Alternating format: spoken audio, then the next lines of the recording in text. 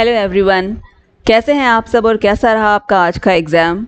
मैंने आपका पेपर देखा और मुझे पर्सनली लगता है कि ये बहुत ही मॉडरेट सा पेपर था। थोड़ा सा पेपर का लेवल अगर टफ रहता तो थोड़ा कंपटीशन को नैरो डाउन करने में हेल्प होती। ये तो बहुत इजी क्वेश्चंस आए हुए हैं। जो पीडीएफ हमने अपने चैनल पे डाला हुआ था जिसका लिंक, खुद उसमें से 68 क्वेश्चंस हैं। कुछ स्टेटमेंट बेस्ड क्वेश्चन हैं, कुछ फैक्ट बेस्ड क्वेश्चन हैं, वो हमें इस पेपर में देखने को मिले। And we are very happy to say that कि पीडीएफ आपके काम आया। मुझे लगता है कि आप में से बहुत से एस्पिरेंट्स का पेपर बहुत अच्छा हुआ होगा। अगर आपने यूजीसी नेट के प्रीवियस पेपर्स की स्टडी करी है तो आपके लिए क्वेश्चन पेपर अटेम्प्ट करना बहुत इजी था। और इसी के साथ साथ हमने आपके सब्जेक्टिव नोट्स भी रेडी कर दिए हैं। एक दो दिन में मैं इसको अपने चैनल पे पोस्ट कर दूंगी, आप वहां से इसे बाई कर सकते हैं। अब की बार हम एक सैम्पल पेपर भी डालेंगे जिससे आप इन नोट्स में क्या है, किस तरह के आंसर्स को फ्रेम किया गया है, उसके बारे में एक आइडिया ले सके और उसके बाद ही इन्हें बाई करें। थोड़ा कोर्स को हमने कस्टमाइज भी किया है। कल या परसों तक हम इन नोट्स को पोस्ट कर देंगे with the customised courses that you want to go for. इन नोट्स को बनाने में हमने 3 महीने लगाए हैं। हमें उम्मीद थी कि इस तरह का एक मॉडरेट सा पेपर आपके एग्जाम में आए, क्योंकि जिस तरह पॉलिटिकल साइंस और हिंदी के ये उटपटांग से पेपर आ रहे थे उसमें तो कोई नॉलेज का टेस्ट हो नहीं रहा था। लेकिन एचपीएससी ने ये बढ़िया पेपर बनाया है। वही क्वेश्चंस हैं जो बार बार नेट में हमें देखने को मिलते हैं। तो चलिए स्टार्ट करते हैं। जो मेरे पास सेट है उसका कोड है सी। तो सी कोड वाले स्टूडेंट्स अपना पेपर लेके बैठ जाएं, वो साथ साथ मैच कर सकते हैं। और अगर आपका कोड ए, बी या डी है तो आप आंसर्स लिख लीजिए, आप बाद में उसको मैच कर सकते हैं।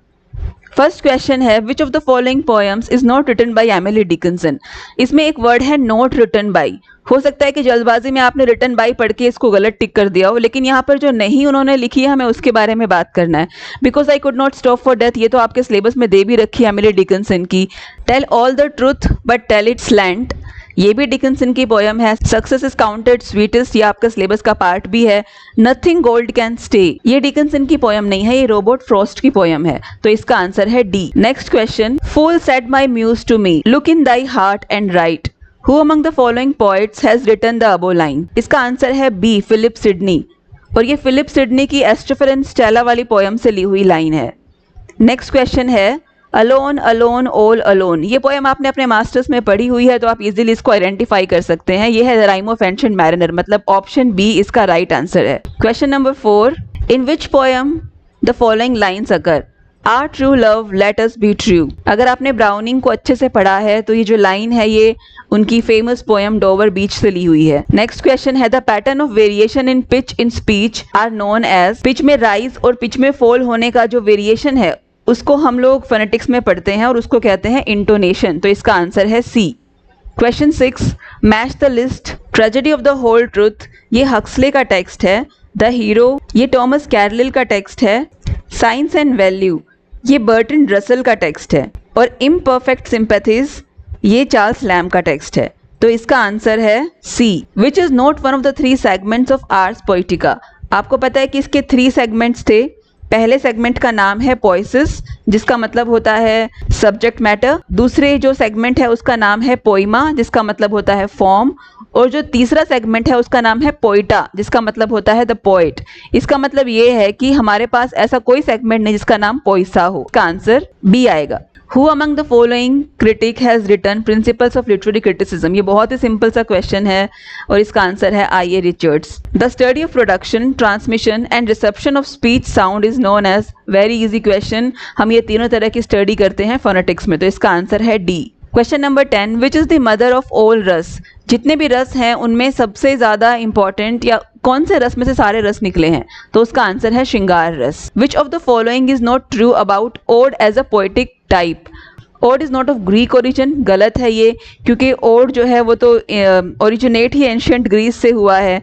तो ये ही इसका आंसर होगा B. Which of the following is not a characteristics of an elegy. ये थोड़ा ऑब्सक्योर सा क्वेश्चन है, लेकिन हम इसमें ऑब्जेक्ट को आउट करेंगे। हम राइटिंग स्टाइल के अकॉर्डिंग जाएं और एक हमें सिलेक्ट ही करना पड़े तो हम इसमें डी ऑप्शन सिलेक्ट करेंगे, object.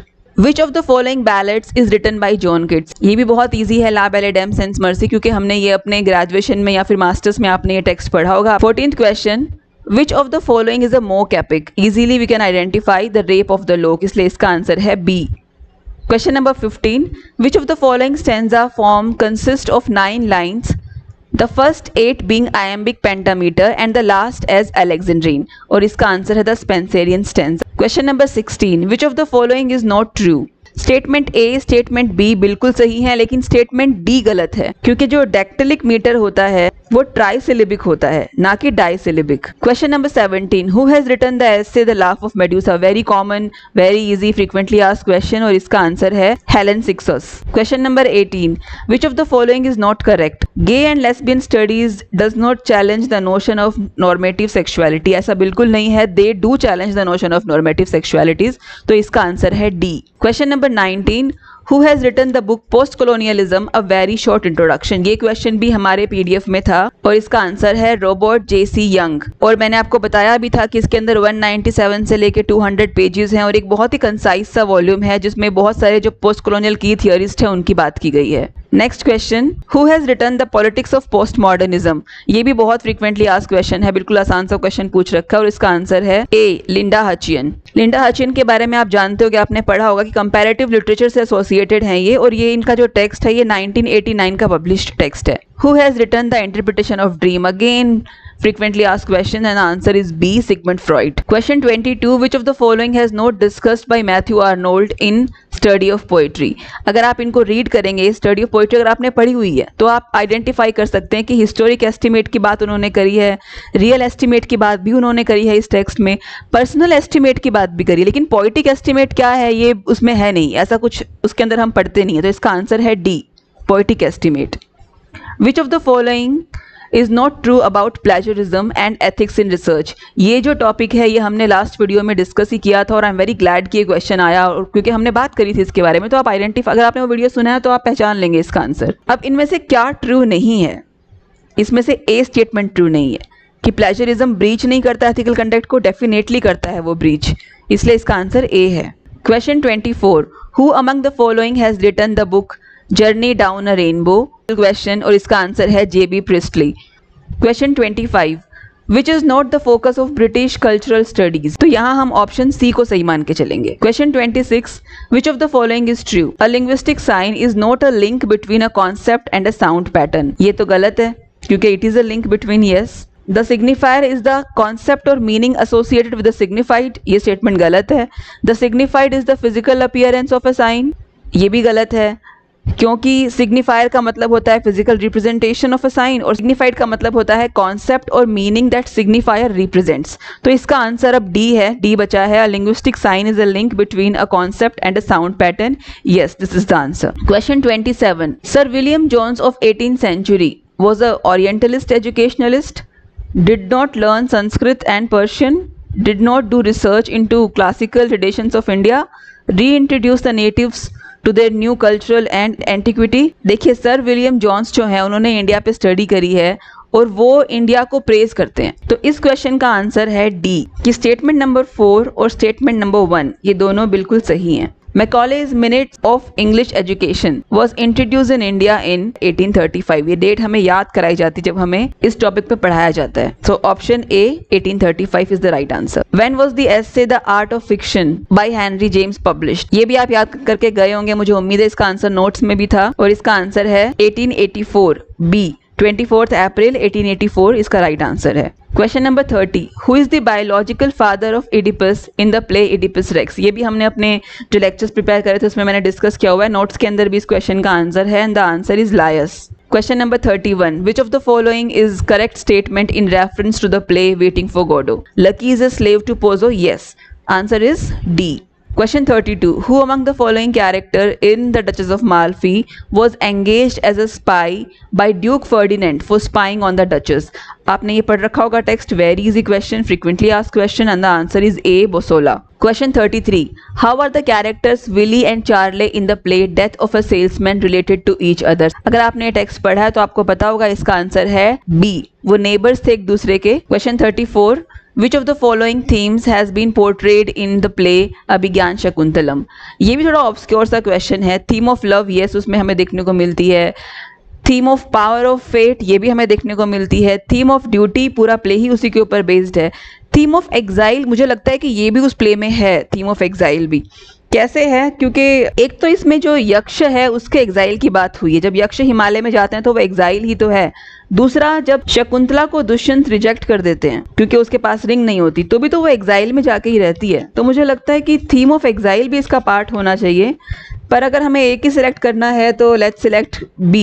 Match the following, question number 35। यहाँ थियरीज दे रखे हैं और थियरीज के मेन आइडियाज दे रखे हैं। तो न्यू हिस्टोरिसिज्म जो है वो rejection of formalist notions of aesthetic autonomy इसमें मानता है। रीडर रिस्पॉन्स क्रिटिसिज्म, ये रीडर क्रिटिक की बात करता है कि रीडर एज ए क्रिटिक उसमें काम करता है। पोस्ट कॉलोनियल क्रिटिसिज्म हम आइडेंटिफाई कर सकते हैं कि it is rooted in the history of imperialism. Cultural studies, ये एक तरह का फील्ड स्टडी करता है और इंपीरिकल ऑब्जर्वेशंस करता है। तो इसका आंसर बी आएगा। Question number 36। In text citations of different locations of a book are separated in a research paper which is the correct format according to MLA citation. Last video में मैंने आपको MLA citation से APA के बारे में बताया था। मैंने आपसे कहा भी था कि इसका स्क्रीनशॉट ले लीजिए, क्वेश्चन आएगा इसके ऊपर। And here it is, the question is there. अब आपको आइडेंटिफाई करना है कि एमएलए में पेज नंबर कैसे लिखते हैं। लास्ट नेम आएगा पहले, वो दे रखा है चारों ऑप्शंस में, बटलर दिया हुआ है। एमएलए में हम लोग कॉमा नहीं लगाते, उसके बाद पेज नंबर से पहले कॉमा नहीं लगता, तो बटलर के साथ कॉमा नहीं आएगा। ये बाकी जो दे रखा है 194, 196, 197, 198, ये पेज नंबर है। इसका आंसर है A, Butler without any comma, page number 94, 96, 97 and 98। इसका मतलब ये है कि 97, 98 से इन्होंने कंटेंट लिया है, रेफरेंस में दे रखा है। 94 और 96 ये अलग अलग है। 97, 98 साथ में आता है तो उसको हम एक डैश लगा के भी रिप्रेजेंट कर सकते हैं, इसलिए इसका आंसर आएगा ए। Question 37। Who among the following has written the book The American Scholar? Simple question, straight answer, and the answer is Emerson. Question number 38. Which of the following was not rejected by post-structuralism? अगर आपने post-structuralism theory को ध्यान से पढ़ा या सुना है तो आप इसका आंसर easily identify कर सकते हैं। Question 38 का आंसर है C. Question 39. The British historian James Mill in 19th century argued. अब ये जो आपको ऑप्शन में दे रखे हैं ये स्टेटमेंट्स, ये सारे स्टेटमेंट इंडिया को बहुत नेगेटिवली रिप्रेजेंट करते हैं। जेम्स मिल खुद इंडिया को बहुत नेगेटिवली रिप्रेजेंट किया उन्होंने। Statement A, statement D R absolutely correct. So we'll go with answer A. Question 40. Which of the following is not appropriate of the text Huckleberry Finn? वो satire था, children literature था, humour था कि tragic था? वो satire भी था, it was a part of children literature also. वो ह्यूमर भी था, उसके अंदर कॉमेडी है, लेकिन वो ट्रैजिक नहीं है। इसका मतलब डी जो है वो इसका आंसर आएगा। Question 41। Indian writers in English Raja Rao wrote sthala purana in the foreword of which book? And the answer is Kanthapura. Kanthapura आपने अपने मास्टर्स में पढ़ी होगी तो आपको इसका आंसर आता है। 42। Which of the following is not a challenge faced by indigenous languages in India? इसका आंसर है B. Emphasis on traditional knowledge is a hindrance for development of indigenous languages. Question 43. In Midnight's Children, the biological father of the protagonist, Salim Sinahi, is William Mathwold. Question 44. Read the two statements and choose the correct choice that follows. Ecology is the study of organism and how they interact with the environment around them. ये statement बिल्कुल सही है। An ecologist studies the relationship between living things and their habitants. Exactly बिल्कुल सही statement है, ये दोनों ही statement सही हैं। इसका आंसर है C, both statements are correct. Question 45। Which of the following is not true about Mahesh Dattani's final solution? सारे स्टेटमेंट्स बिल्कुल सही हैं एक को छोड़ के, और वो है B, the play depicts communal disharmony between Hindus and Christians. Question number 46। Which of the following must be avoided by a researcher while finalising his draft of research? And the answer is A, sweeping generalisations. ये बिल्कुल नहीं करनी चाहिए अपनी research के अंदर। Question 47। Who has written the short story The Necklace? ये तो आपके सिलेबस में दे ही रखा है फर्स्ट पेज पे, तो इसका आंसर है गेडी मॉपसेंट। Question 48। Who is the mother of Tom Jones in the novel Tom Jones? Simple सा क्वेश्चन है, अगर आपने नॉवल पढ़ रखी है या इसके बारे में भी पढ़ रखा है तो you can identify, and the answer is Mrs waters. Question 49। In which novel does the following statement occur? ये तो सबको पता हो, प्राइड एंड प्रेजुडिस के बारे में कुछ और पता हो या ना पता हो, इस लाइन का जरूर पता होगा, तो इसका आंसर है C, pride and prejudice. Question 50। Which is not true about the novel a farewell to arms? बहुत कॉमन सा क्वेश्चन है ये भी, और इसका आंसर है डी। इन्होंने बहुत क्लेवरली दे रखा है, वर्ल्ड वॉर तो दे रखा है, लेकिन ये वर्ल्ड वॉर 2 में ये नॉवल प्लेस नहीं है, सेटिंग इसकी वर्ल्ड वॉर 2 नहीं है, इसकी सेटिंग है वर्ल्ड वॉर 1, तो ये इन्होंने यहाँ गलत दे रखा है। आंसर इसका डी आएगा। Question 51। Stephen Diddler's spiritual development in a portrait of the artist as a young man takes place अगर आपने इस टेक्स्ट को ध्यान से पढ़ा तो आपको पता होगा कि सेल्फ जो रियलाइजेशन हुई थी स्टीफन को, वही उसके स्पिरिचुअल डेवलपमेंट का रीजन था। तो इसका आंसर है A, through the series of epiphanies. Question 52, who among the following is not an Irish writer? D.H. Lawrence of course. इसका आंसर है सी, क्योंकि G.B. शॉ भी आयरिश हैं, जेम्स जॉयस भी आयरिश हैं, लेकिन D.H. लॉरेंस ये इंग्लिश राइटर हैं, इसलिए इसका आंसर है C. Question 53, who among the following holds the relation among units within the kinship system? जैसे हम ये किनशिप सिस्टम पढ़ते हैं, इसका आंसर हमें मालूम पड़ जाना चाहिए था, आगे भी पढ़ लेते हैं। और any structure occurs in binary pairs which are either similar to each other or different from each other, और इसका आंसर है क्लॉड लेवी स्ट्रॉस, मतलब आंसर बी आपको इसमें सिलेक्ट करना है। Question 54, who among the following poets has another name Madhavi Kutty? बहुत simple सा क्वेश्चन है, हमें कितनी बार हमने ये क्वेश्चन करा हुआ है, इसका आंसर है D, Kamala Das. Question 55, who among the following suggest that cultural phenomena are not simply the result of objective observations but are shaped by power relations and discursive practices? ये सारी बातें जो है ये मिशेल फूको करते हैं, तो इसका आंसर है A. Question 56, who has written the book Mythologies published in 1957 which analyzes how everyday culture objects and practices convey ideological messages? And the answer is रोला बाथ। रोला बाथ का टेक्स्ट है mythologies, ये हमारे नोट्स में भी है, अगर आपने ध्यान से पढ़ा है तो आप बहुत सारे क्वेश्चंस हैं जो नोट्स में से आए हुए हैं। I am very happy to announce this. अगला क्वेश्चन करते हैं, question number 57, write the correct sequence of doing research on a topic. ये भी है, मैंने आपको लास्ट वीडियो में ही कराया था कि हम टॉपिक कैसे, रिसर्च टॉपिक कैसे लेते हैं, उसमें सबसे जो इंपॉर्टेंट, सबसे पहला जो मैंने आपको पॉइंट कराया था वो था टाइटल। इसका आंसर भी यही है, इसका आंसर है डी। पहले तो आप डी को टिक कर लीजिए, अब सीक्वेंस को समझिए। D, selecting a suitable topic. Topic select करने के बाद हम एक बिब्लियोग्राफी कंपाइल करते हैं, इसका मतलब ये है कि हम एक एनोटेटेड बिब्लियोग्राफी लिखते हैं। अब आएगा सेकंड सी, उसके बाद आता है ए, टेकिंग नोट्स, हम नोट्स बनाते हैं, और फिर आता है B, outlining and preparing the paper. तो इसका आंसर आपको डी लगाना है, आप डी पे टिक करिए, वही सही आंसर है। Which of the following is not correct? ये क्वेश्चन भी रिसर्च पेपर के ऊपर ही बेस्ड है, और इसका आंसर है C. Question 59, match the list and choose the correct one. अब यहाँ पर अप्रोचेस की बात कर रखी है, क्वालिटेटिव अप्रोच, क्वांटिटेटिव अप्रोच, ये मैंने आपको वीडियो में कराया था। एंथोग्राफिक अप्रोच जो है इसको हिस्टोरिकल अप्रोच ही बोलते हैं। एक्सपेरिमेंटल अप्रोच जो है वो क्वांटिटेटिव का ही पार्ट है। तो अगर आपने वो वीडियो सुना है तो आप इस क्वेश्चन को आराम से अटेम्प्ट कर पाए होंगे, लेकिन इसमें एक गड़बड़ है, क्योंकि ये स्टेटमेंट्स किसके नीचे क्या लिखी हुई है क्लियरली समझ नहीं आ रही। जैसे collection of fact and study of the what, तो ये जो स्टेटमेंट है ये इससे रिलेटेड है कि relationship of one set of fact to another से रिलेटेड है। थोड़ा सा यहाँ कंफ्यूजन मुझे लगा, लेकिन समझ में आ रही हैं फिर भी कॉन्सेप्ट्स को पढ़ के। तो 59th क्वेश्चन का आंसर है B. Question number 60, who has written the play Justice? The answer is A, John Galsworthy. In which play you find the following line, to be and not to be? I don't know why they have given this question, how easy it is, and the answer is D. Question 62, who has used the term cultural poetics to describe the interaction between literary text and their cultural and historical context? ये सारी चीजें हम cultural studies में पढ़ते हैं, इसका answer है B, Stephen ग्रीनबॉल्ट, क्योंकि इन्होंने न्यू हिस्टोरिसिज्म में इस तरह की बातें की हैं। Question 63, who has challenged western representation of east exposing how the westerners served to perpetuate colonial power dynamics?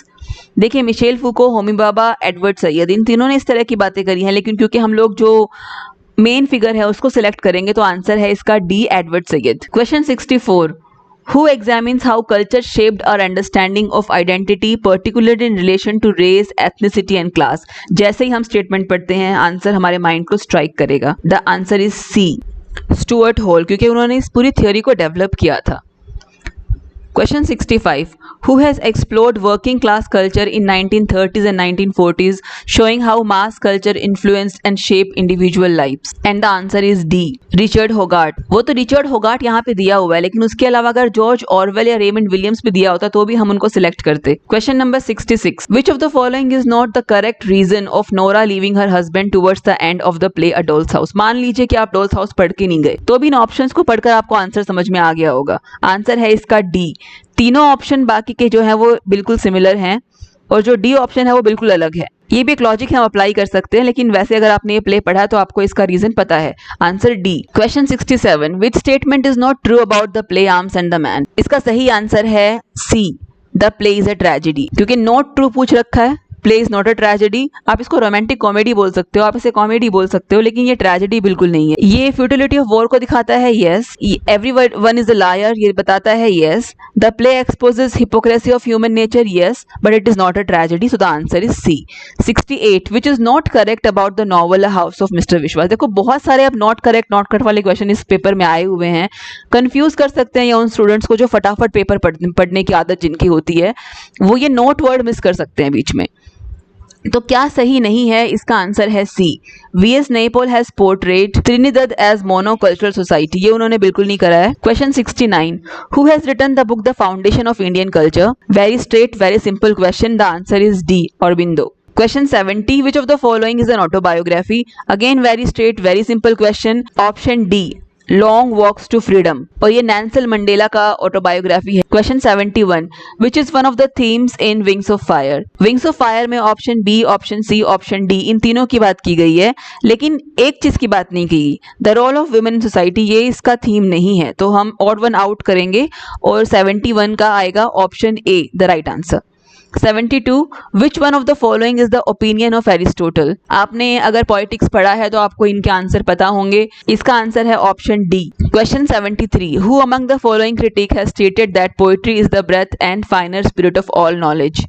The answer is William Wordsworth. Who among the following critics states that poet's mind is a catalyst agent which enhance the poetic process rather than participating in it? और इसका answer है B, T.S.. Elliott ने ये सारी बातें बोली हैं, तो आप बी को सिलेक्ट करेंगे। क्वेश्चन 75 इसमें आपको मैच करना है। इन्होंने आपको कुछ स्कूल्स के नाम दे रखे हैं, जैसे फिनोमिनोलॉजी, एग्जिस्टेंशियलिज्म, स्ट्रक्चरलिज्म, फॉर्मलिज्म, और फिर कुछ राइटर्स के नाम हैं, थिंकर्स के नाम हैं, तो आपको सही मैच करना है। इसका आंसर बी है डेफिनेटली, लेकिन आपको बाकी भी पता होना चाहिए। Question 76 which of the following is not true. यहाँ पर एक्शन रिसर्च की बात की गई है।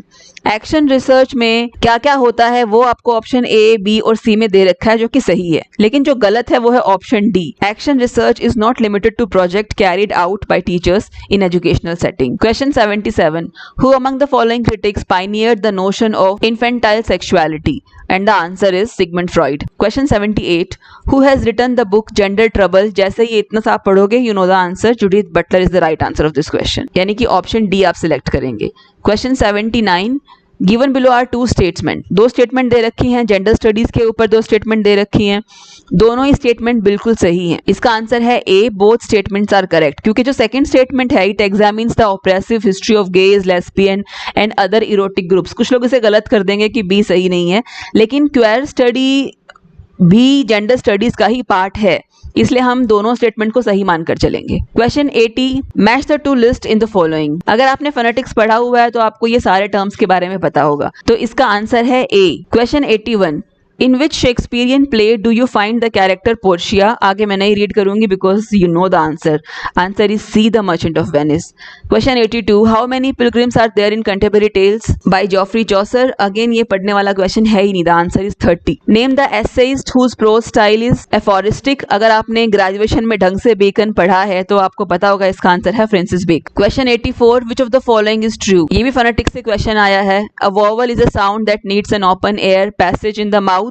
यस, हमें पहला ही स्टेटमेंट ट्रू है वो मिल गया है, तो हम आगे पढ़ने की हमें जरूरत नहीं है। इसका आंसर है A. Who among the following does not belong to neo classical period. Alexander Pope yes, John Dryden yes, doctor Johnson yes, William Blake no, William Blake belong to romantic period, तो इसका answer है D. Who among the following women has dominated the consciousness of W.B. Yeats in shaping his poetic sensibility. Poetic sensibility को shape करने के लिए सबसे important role play किया था मॉडगॉन ने, क्योंकि मॉडगॉन के कारण ही विलियम येट्स ने बहुत तरह की पोइट्री लिखनी स्टार्ट की थी and he became very popular. हालांकि W.B. येट्स का रिलेशन लेडी ग्रिगोरी से भी है, लेकिन वो उनके साथ प्लेज लिखती थी और इस ट्रेडिशन को आगे बढ़ाने में उन्होंने इनकी हेल्प की थी, उनके बीच में फ्रेंडली रिलेशन था। लेकिन कॉन्शियसनेस को किसने पकड़ के रखा था, उसका आंसर मॉडगॉन है, तो आंसर सी, आपको यहाँ पर सी टिक करना है। Question 87 who has written the book the symbolist movement in literature. Very simple question and the answer is A, Arthur Symons. Question 88 the epigraph to preface to the Waste Land is a quotation from Heart of Darkness no, the Satiricon by Petronius yes, the Divine Comedy by Dante no, the Cantos by Ezra Pound no, इसका answer है B। Question 89 in which poem do you find the following line, the breath goes now and some say no। if you are a fan of John Donne's poetry तो आपने Valediction Forbidding Morning जरूर पढ़ी होगी और ये उसी की line है। इसका आंसर है option C. Match the two list, इसमें आपको सही टेक्स्ट के साथ ऑथर का नाम मैच करना है। Rape of the lock we all know, Alexander Pope. The tiger, William Blake. Some lovers speak, sir Philip Sidney. The canonization by John Donne, तो इसका आंसर है D. Question 91, which is not true about Dryden's. इसमें दो statement हैं जो एक जैसे हैं थोड़े से, जैसे ए और सी ऑप्शन को आप ध्यान से देखें तो ए दे रखा है a biblical tale of the action of king David against Absalom. दूसरा है a biblical tale of the rebellion of Absalom against king David. अगर आपको इन दोनों में डिफरेंस पता है, समझ में आ गया, तो आपको आंसर पता है, तो इसका आंसर है A. 92, arrange the following according to the year of publication, तो इसका आंसर है 2134। 2134 यानी कि बी, ऑप्शन बी इसका राइट आंसर है। Match the two list in the following, ये आपको पोएम्स के नाम दे रखे हैं जो आपको पोएट के साथ मैच करने हैं, और इसका आंसर है बी, मतलब पायट ब्यूटी जो है वो लिखा है हॉपकिंस ने। द थॉट फॉक्स ये लिखा है टेड ह्यूज ने। द शील्ड ऑफ एक्िलिस ये लिखा है W.H. ऑर्डन ने, और पनिशमेंट लिखा है सीमस हिनले ने। तो आपको यहाँ पर ऑप्शन बी सिलेक्ट करना है। Question 94, the epic paradise lost by Milton deals with paradise lost book 1 आपके सिलेबस का पार्ट था, और ये क्वेश्चन का आंसर भी आपको बुक 1 में ही मिल जाएगा। ऑप्शन ए, मतलब ए और बी ओनली, ये इसका मैं होती तो मैं इसको टिक करती। तो right now will go with option A. Which of the following is not true about Sylvia Plath's poem Daddy? The poem was published in 1965 in the collection Ariel. बिल्कुल सही है। The poem cannot be included in feminist literature. Why? It can be included in feminist literature. The poem condemns patriarchy aggressively. Yes, it does. The poem confronts a woman's conflicting feelings about her father's death when she was a child. Yes. I will go with option B, कि क्यों नहीं कर सकते हम इसको feminist literature में शामिल कर सकते हैं, क्योंकि पेट्रियार्की को तो वो एग्रेसिवली कंडेम कर ही रही है ना, तो ऑप्शन बी इसका सही आंसर होना चाहिए। Question 96, who has written the novel Middlemarch? The novel Middlemarch is written by George Eliot. Who among the following use the technique of interior monologue considerably in his or her novels? Novels की बात की गई है, तो will go with Virginia Woolf, क्योंकि Mrs डेलावे में हमें ये टेक्निक देखने को मिलती है। Answer is D. Question 98, which is not true about Mahatma Gandhi book my experiments with truth? कि उनकी जो ऑटोबायोग्राफी है वो उनके चाइल्डहुड से लेके 1921 तक ही लिखी गई है, उसके बाद की बातें उसके अंदर नहीं है, तो इसका आंसर डी है, जो कि गलत स्टेटमेंट है, इसलिए हमें ऑप्शन डी को सिलेक्ट करना है। Question 99, the title of the novel things fall apart is a quotation from we all know about this? The second coming. और लास्ट क्वेश्चन है, how many phonemes are there in the variety of English widely known as received pronunciation, जिसको हम RP भी बोलते हैं, और इसका सही आंसर है 44, क्योंकि इसके अंदर 24 कॉन्सोनेंट्स होते हैं और 20 वॉवल्स होते हैं। तो ये था आपका पूरा क्वेश्चन पेपर जो हमने अभी सॉल्व किया है। अभी के लिए आप अपने आंसर कीज मैच करिए, अपना स्कोर पता करिए, take some rest and then start with your subjective preparation. So see you in the next video.